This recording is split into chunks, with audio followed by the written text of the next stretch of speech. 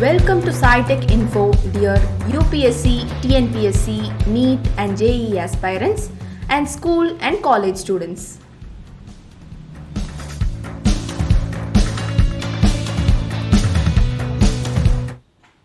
Self-inductance. Before discussing this topic, self-inductance, we should know what are inductors. The inductor is a device, a simple device of coil. Inductor actually it stores magnetic energy or energy in presence of magnetic field. We can compare with the capacitor also. Capacitor it stores energy in electric field, whereas inductor the inductors store energy in magnetic field. So that makes the difference. It's after all a coil. Inductor is nothing but a coil, whereas capacitor is a parallel plate, simply a parallel plate, where the electrical energy in presence of electric field, the energy in presence of electric field is stored. Now let us talk about this inductor. As I already mentioned, a simple coil itself is a inductor. And you have got solenoid, then toroid also. The simple coil is inductor and this is solenoid. Solenoid is nothing but, n number of turns of coil wound cylindrically based on the iron core. And the toroid is a tubular ring ball like solenoid, you can say. That is toroid. Now let us talk about this self-inductance or self-induction. So let us consider a coil like this with a number of turns. And here when it is connected to the battery through the key and you have got the rheostat. The role of rheostat is to change the current. By changing the current, you can change by changing the resistance, you can change the current. By changing the current, you can change the magnetic flux. So here you have got the magnetic flux changing. As we have already discussed in Faraday's electromagnetic induction, whenever there is a change in magnetic flux, there arises what? The induced EMF. So this induced EMF, is called the induction by itself, and that's why it's called self-induction. For example, by changing the current in the magnetic flux changes. By changing the current, the magnetic flux changes. When magnetic flux changes, there is a self-induction, and the resultant EMF is called the self-induced EMF. So this N, that is the number of turns of coil, into phi B, that is the magnetic flux, is definitely proportional to, that is directly proportional to the current. When there is a change in current, there will be a change in magnetic flux. Therefore, N phi B is equal to, when you remove the proportionality, you have to introduce the constant, and the inductance, the self-inductance L is the proportionality constant here. So N phi B is equal to L into I, and L is equal to, that is N phi B divided by I. And this E, in fact, we already know that is this N phi B divided by I, is it not? This can be substituted effectively here. Therefore, E is equal to minus D of D N I B, because we already know that is rate of change of, according to the second law of Faraday's electromagnetic induction, rate of change of flux is E. So E is equal to minus D of N phi B divided by dt, and this N phi B is already given as Li, so we can substitute, so minus D into Li divided by dt. and E is equal to, L is constant, you can take outside the differentiation. So minus L into di by dt. And therefore L, we are interested to find out the self-inductance. So L is equal to minus E divided by di by dt. So it means this minus sign indicates the opposition of this induced EMF. Okay? And this self-induced EMF opposes the rate of change of current. Therefore, L is equal to minus E divided by di by dt. Now let us work out the unit for L. L is given by Henry. 1 Henry is equal to 1 Weber per ampere. This A represents ampere, that is the current. Is it not? And this is the actually 1 Weber is equal to Tesla per meter square. And 1 Tesla is nothing but the unit of magnetic field. And A, which is nothing but the ampere, that is the unit of I. So you have to remember this Henry, which is nothing but 1 Weber per ampere. And when you decrease the current, it induces the EMF in the reverse direction. Okay?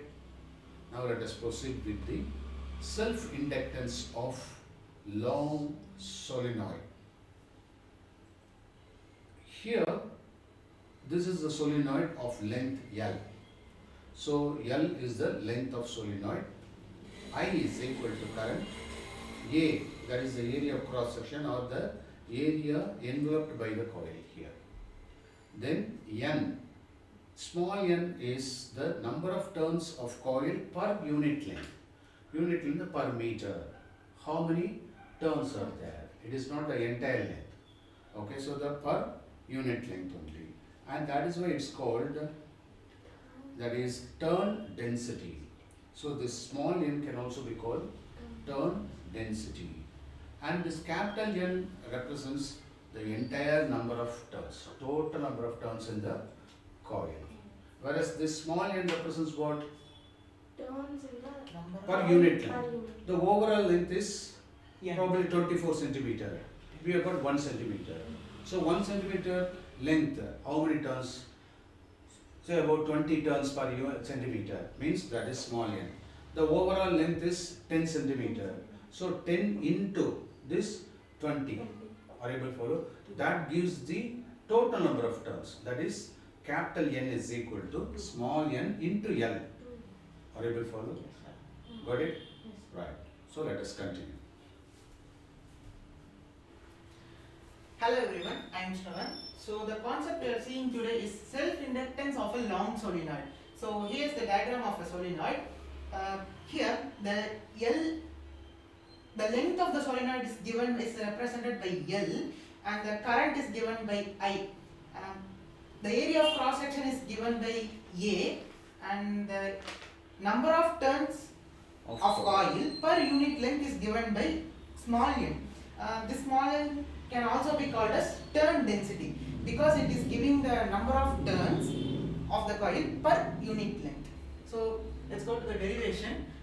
The magnetic field inside the solenoid is given by this equation. B is equal to mu naught Ni, where mu naught is the relative permittivity, N is the number of turns, that is the turn density, and I is the current. And then the magnetic flux is given by integration of magnetic field into. You have to call it integral over the area. Okay, sir.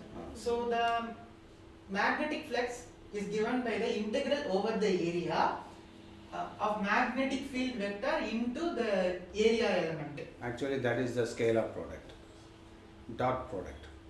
So since this is a dot product, we can represent this B dot dA as BA cos theta. So that makes the magnetic flux is equal to BA cos theta, where the theta is 0 degree because the current and the magnetic field are on the same axis. So the theta is 0, the angle is 0, and cos 0 is 1. So magnetic flux BA cos theta becomes magnetic flux is equal to BA. And here we know that the magnetic flux inside the solenoid is mu naught Ni. So we substitute that equation in here.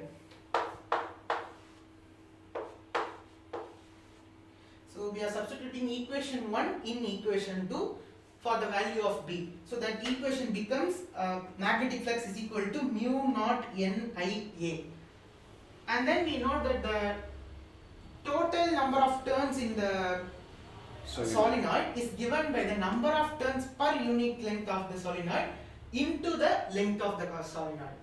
So next we substitute the total number of turns of the solenoid in this equation on both sides. on both sides.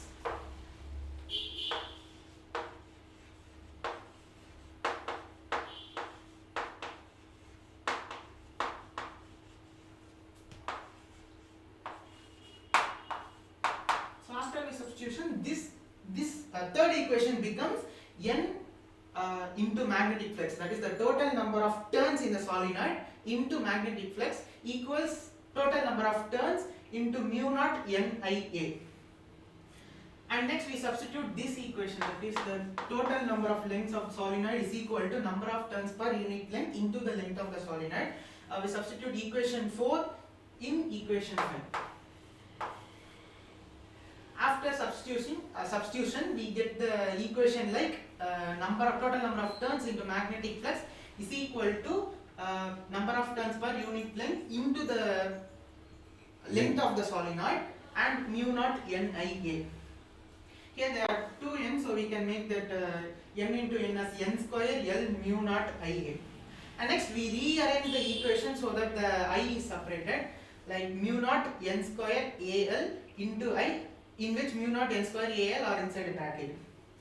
We know that from Previous concept that n into magnetic flux, that is the total number of turns in the solenoid into magnetic flux equals Li. L here is the self-inductance.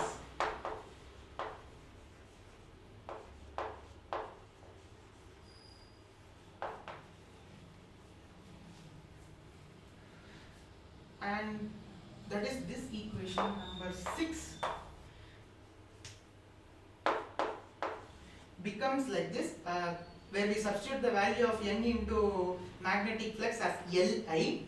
So equation number 6 becomes Li is equal to mu naught n square Al into I.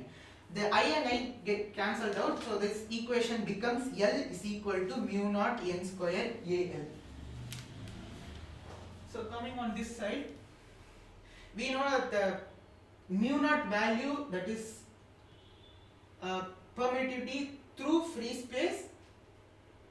mu r is relative permittivity. Mu r is the relative permittivity equals mu by mu naught, where mu r is the relative permittivity and mu is the permittivity through certain medium and mu naught is the permittivity through free space. Rearranging this equation, we get the value of mu as mu r into mu naught. So for a certain medium, the self-inductance is given by mu n square Al from that equation number 8. So from equation 8, we substitute the value of mu and we get the equation as L is equal to mu r mu naught n square Al, which is the self-inductance for a certain medium. So thank you for watching. யாம் பெற்ற இன்பம் பெருக இவ்வையகம் என்பதற்கேற்ப please subscribe if you like our educational contents and share with your family and friends. Thank you for spending your valuable time.